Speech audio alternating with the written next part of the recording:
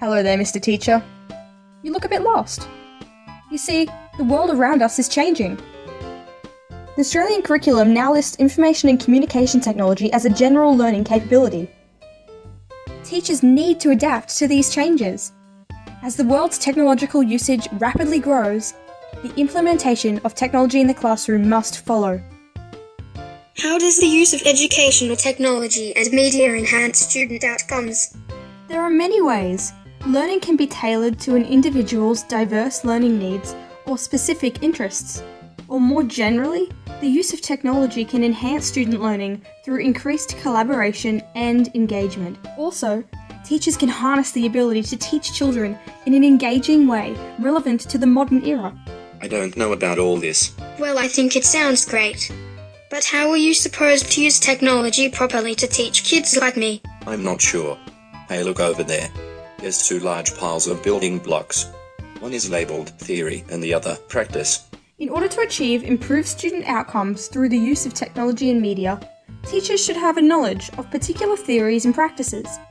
Some of these theories include the Australian curriculum, learner diversity, technological pedagogical content knowledge, SAMRA, project-based learning, cyber safety, epistemic teaching beliefs, and finally, pedagogical styles, including instructivist and constructivist.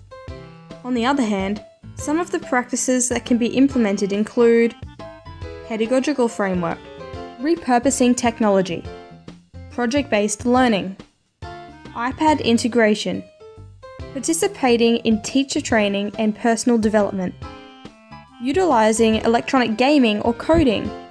Finally, being aware of the classroom learning, whether it is teacher-centered, student-centered, or somewhere in between.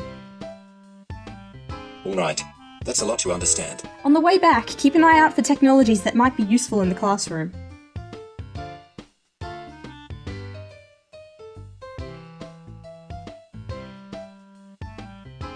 Now that we're back in the classroom, you should start thinking of ways which technology can be utilised. Introducing children to gaming and coding helps develop general digital skills and critical thinking ability. The PlayStation game, Ratchet & Clank, has been repurposed by other educators to help develop an understanding of English narrative in foundational years, so years 1 to 3. This classroom example can be deconstructed using TPAC. Firstly, the technology repurposed was the game Ratchet & Clank.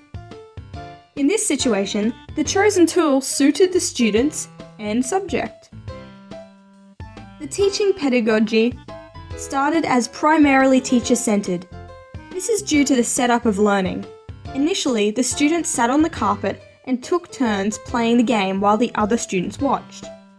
The teacher reserved the right to tell the students when to pause and resume the game. This allowed for learning through teacher instruction. Later on in the process, other, more student-centered activities were introduced. These activities included individual creative writing based on the PlayStation game. Pedagogically, some instructivist methods, which is teacher-directed learning, and constructivist methods, such as group interaction and pursuit of student interest, were both put in place by the teacher. A teacher's teaching philosophy and pedagogy, whether constructivist or instructivist, will affect the extent to which technology is appropriated in the classroom. Therefore, it is important to understand your teaching pedagogy and philosophy before you begin activities in the classroom.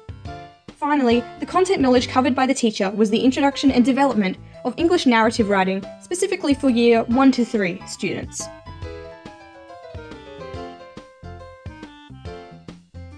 Okay, you've convinced me.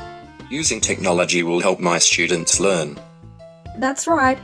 The introduction of project-based learning will change the dynamics of a classroom.